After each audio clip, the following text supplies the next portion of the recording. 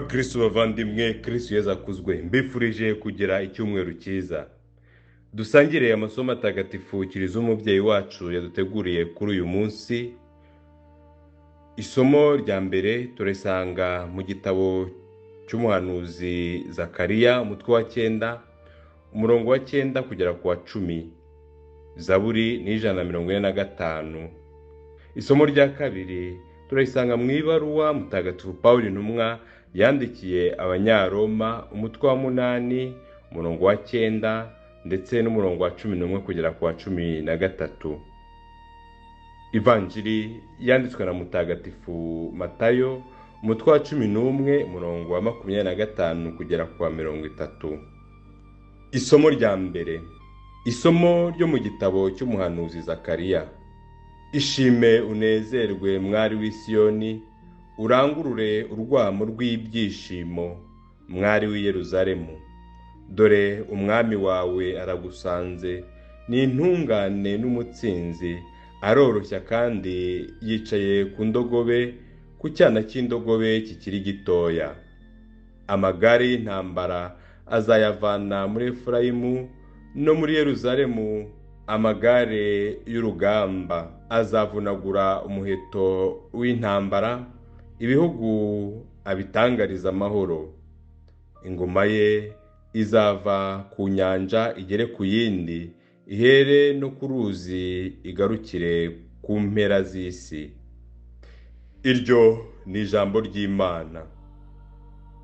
Zaburi. Nyagasani Mana y'ijuru n'isi, singizwa iteka ryose.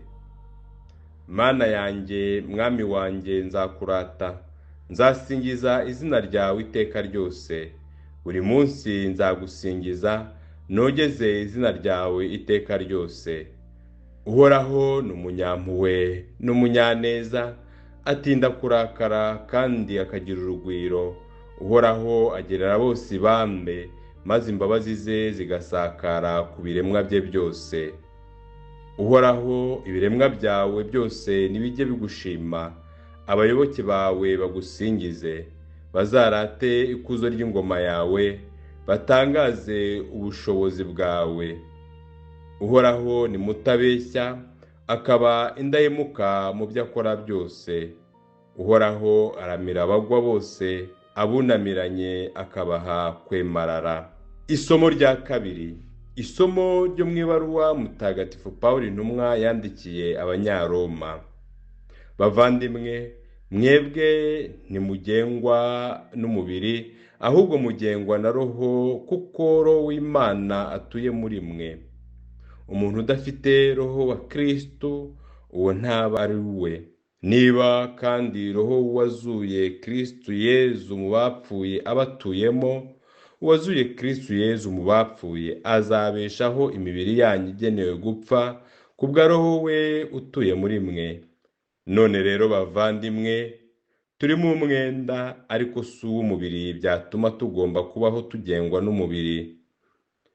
Kuko nimubaho mugengwa n'umubiri muzapfa, ariko niba ku bwa Roho mucitse ku bikorwa by'umubiri muzabaho. Nyagasani Yezu nabane namwe. Amagambo yo mu Ivanjiri ntagatifu uko yanditswe na mutagatifu Matayo. Muri icyo gihe Yezu aravuga ati, dawe mutegetsi w'ijuru n'isi, ngushimiye ko ibyo wabihishe abanyabwenge n'abahanga, ukabihishurira abaciye bugufi. Koko dawe niko wabyishakiye. Byose nabyeguriwe na Data, kandi ntawe uzi Mwana keretse Data, nta n'uzi Data keretse Mwana n'uwo Mwana ashatse kumuhishurira. Nimungane mwese abarushye n'abaremerewe, njye nzabaruhura. Nimwikorere umutwaro wanjye kandi mundebereho, kuko ngira umutima ugwa neza kandi nkoroshya. Muzamererwa neza mu mitima yanyu. Koko rero umutwaro wanjye uroroshye, n'ibyo mbakorera ntibiremereye. Iyo ni Ivanjiri ntagatifu. Bakristo bavandimwe, amasomo atagatifu Kiliziya umubyeyi wacu yaduteguriye Kuri iki cyumweru cya 14 mu byumweru bisanzwe by'umwaka A, aragaruka ku ngingo y'ibyishimo. Mu isomo rya mbere twumvise ibyishimo bishingiye ku mukiro Imana isezeranya abayo. Mu isomo rya kabiri twumvise ibyishimo bishingiye ku kuba dutuwemo na Roho w'Imana.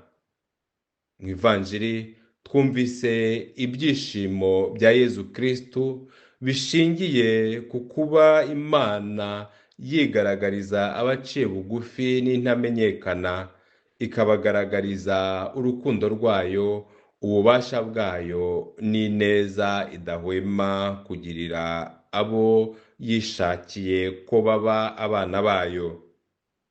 Mu isomo rya mbere twumvise ubuhanuzi bwa Zakariya, aho ashishikariza abantu b'Imana kurangwa n'umunezero ndetse n'ibyishimo bishingiye ku mukiro Imana yabasezeranyije.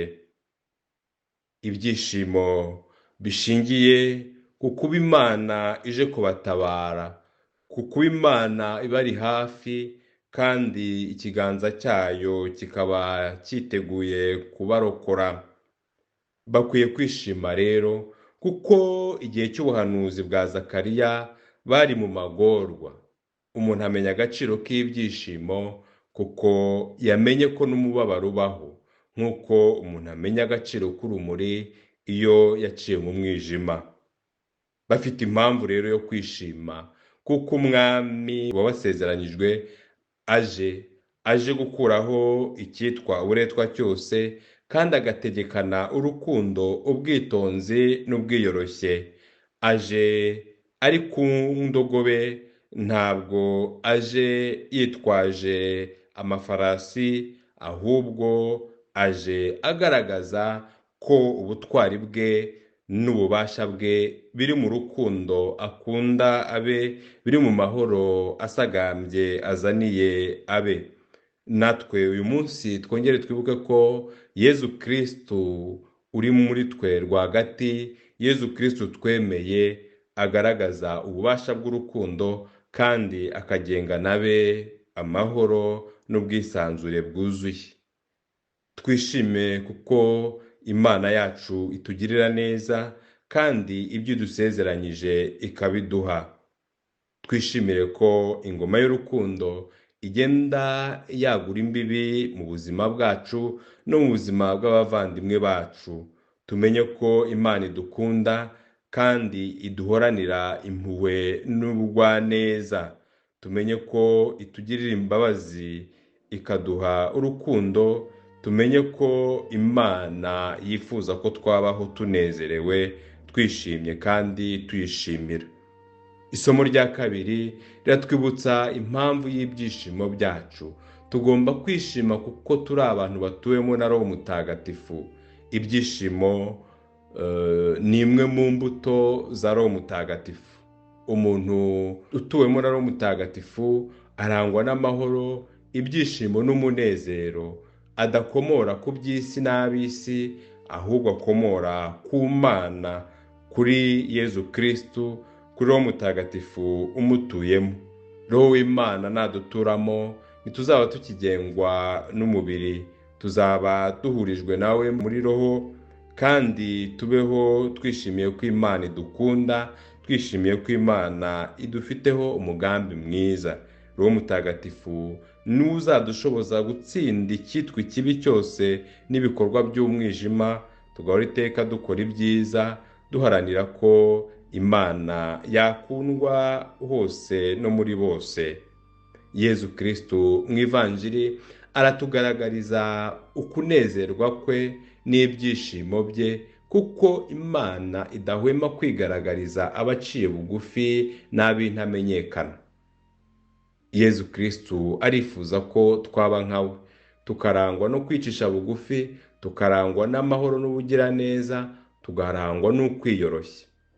Ibyishimo byacu bijye bishingira ku kuba Imana ituzi, ku kuba Imana idukoreramo kandi ikadukoresha. tubeho turi abantu bifuza kwakira umutwaro utaremereye wa Kristo. Umutwaro utaremereye wa Kristo ni itegeko ry'urukundo, kuko ari kumwe natwe, akunda muri twe. Twagure imitima yacu, tumusabe yimikemo urukundo, maze turangwe n'ineza, dore tunezerewe mu mitima yacu kandi tunezeze n'abandi. Umutwaro wa Yezu Kristo ntabwo uremereye nk'uko abidusezeranya. Tumwemerere, twakire urukundo rwe kandi turusakaze mu bantu, nibwo tuzagira uruhare ku ngoma y'ijuru.